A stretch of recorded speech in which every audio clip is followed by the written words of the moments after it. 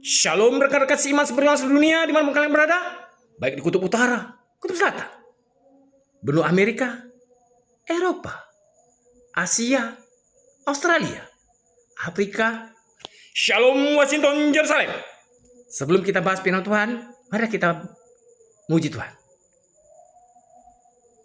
Oleh karena kemurahan Tuhan, ku ada sampai hari ini. Makasih Yesus.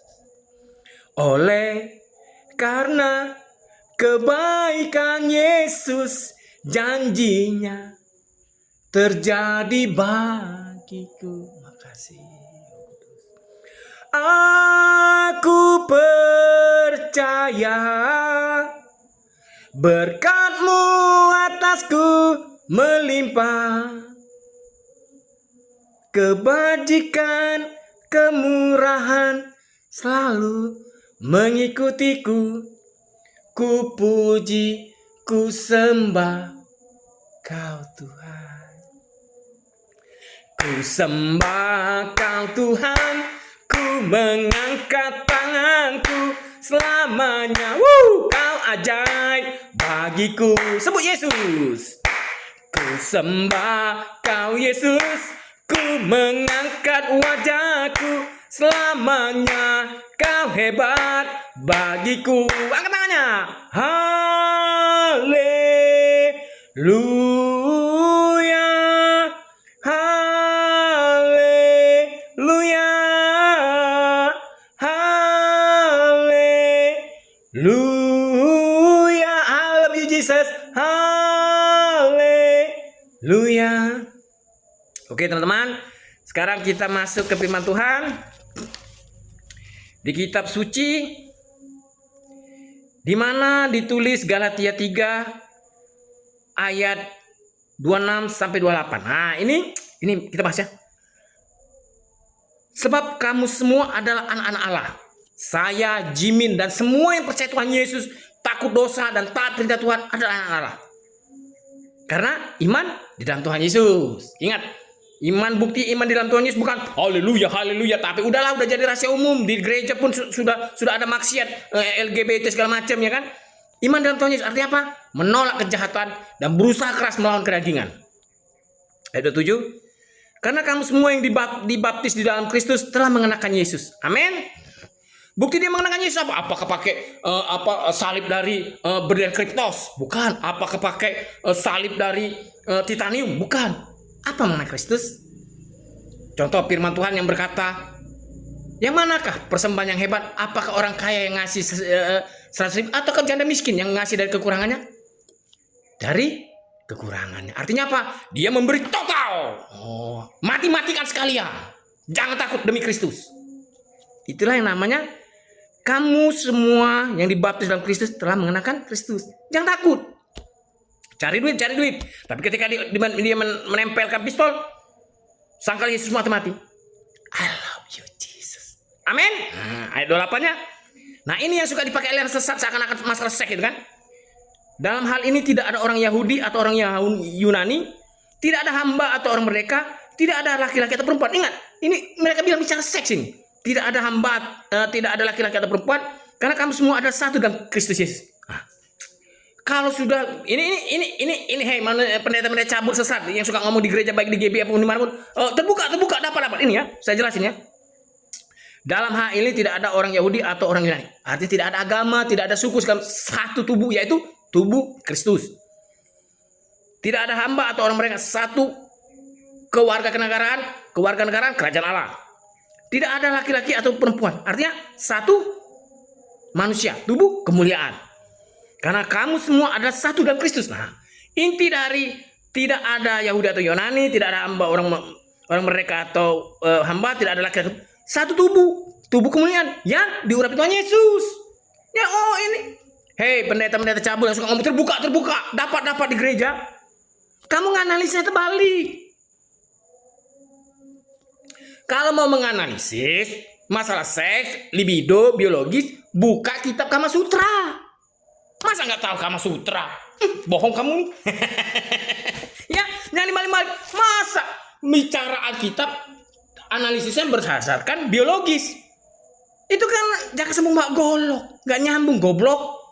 Sekalian aja lu misalnya orang masak, misalnya kayak di HKBP kan masak ayam gota. Wah, menganalisis pakai teori Archimedes, ya kan? Wah, ayam gota itu setelah dipotong di lehernya dimasukkan ke darah ayam, seharusnya kepala ayam itu kepala ayam itu nyemplung berdasarkan teori Archimedes. Lu kelihatan bener gobloknya tuh.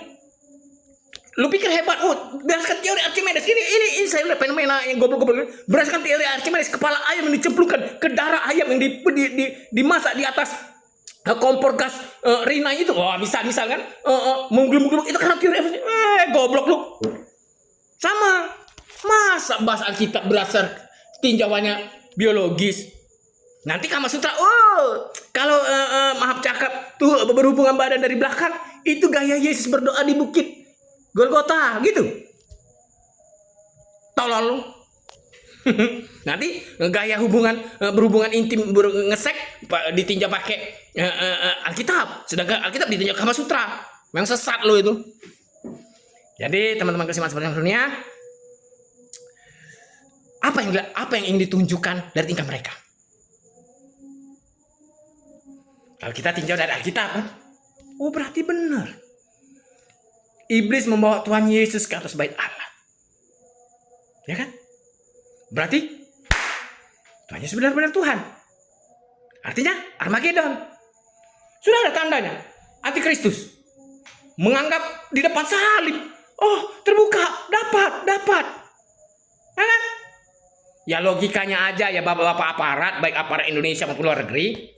Kalau di depan salib, di depan Tuhan aja mereka berani ngomong, dapat. Apalagi lagu-lagu nasional kebangsaan, udah deh. Ya kan? Di mana logikanya? Di depan salib aja mereka berani ngomong, dapat 15, 20, apalagi sekedar misalnya lagu-lagu kebangsaan baik negara Indonesia, baik negara Jepang, negara Amerika, pastilah. Di depan salib aja mereka lancang dan kurang ajar di gereja. Gitu kan logikanya? Betul? Karena itu teman-teman kesiman sebenarnya dunia, karena kita tahu ini menjelang akhir zaman dan tetap kita tahu yang menang Tuhan Yesus. Ya urusan agama lain lah. Mungkin mereka menganggap misalnya kayak ada salah satu aliran agama bahwa dia dulu kucing, dia dulu tikus, baru sekarang manusia, mungkin ke depan dia regenerasi jadi penguin. Itu urusan dia. Tapi saya bahas Alkitab. Karena saya lihat di gereja. Yaitu di salah satunya di GBI dan segala macam lah, ya kan? Ya udahlah. Ingat Tuhan Yesus datang ke bait Allah juga kan, Tuhan Yesus kan tahu udah diduduki imam Farisi dan Saduki kayak anggaplah secara garis besar orang-orang sesat. Tapi santai aja. Cuman karena kalian, aku ini punya duit, kau siapa? Aku ini bisa ngerak ke aparat, aku bisa kau mati kau. Terserah. Emang kau pikirin? Lu lupa sejarah pemberontakan Darul Islam, Tentara Islam Indonesia, sejarah pemberontakan Partai Komunis Indonesia. Ingat, kalau kalian konsisten dengan teori kalian, ATM, amati, tiru modifikasi. Kan tiru Tuhan Yesus ini. Tuhan Yesus terang-terangan deklarasi menduduki pusat kekuasaan rohani. Kan pusat kekuasaan rohani di dunia ini apa? Gereja. Dudukinya. Kalian berani enggak menduduki pusat kekuasaan pemerintahan dunia nih? Misal kayak di Indonesia nih, Istana Negara, DPR MPR Senayan, gedung DPR provinsi, kota, segala macam. Berani enggak? Tuhan Yesus terang-terangan di pusat kerajaan rohani duniawi yaitu bait Allah. Bertobatlah, kerajaan Allah sudah dekat. Kalian duduk di Senayan, berfantasilah sebab Indonesia akan jaya. Berani nggak? Yang pura-pura gila, tanggung gila, yang konkret kan Tuhan Yesus konkret. Dia bicara rohani, bertobatlah. Kalian bicara duniawi, konkret. Duduk di Senayan, kantor gubernur, di lapor Kodam, misal kayak kami dulu kan bakar Kodam. Kalian berani nggak? Konkret. Kalau nggak berani ya sudah ya, bertobat ya, bertobat mantap-mantap. Saya sudah kasih tahu pemberontak-pemberontak di sini banyak. Bukan kalian jangan GR. Maksud kami di Indonesia baru kami yang berani berontak. Jangan GR ya, jangan GR. Amin. Karena itu teman-teman siman seluruh dunia, Tuhan Yesus pasti menang. Nah itu bersiap berkumpul Eropa, Korea, lalu New York. Maka bersama bangsa dunia PBB, Amerika Serikat, negeri akal sehat. Alab Jesus, alab Jimin, Tuhan Yesus menang, Jimin menang. Keep spirit high, my factor. Jesus bless you, USA will take control. Believe me.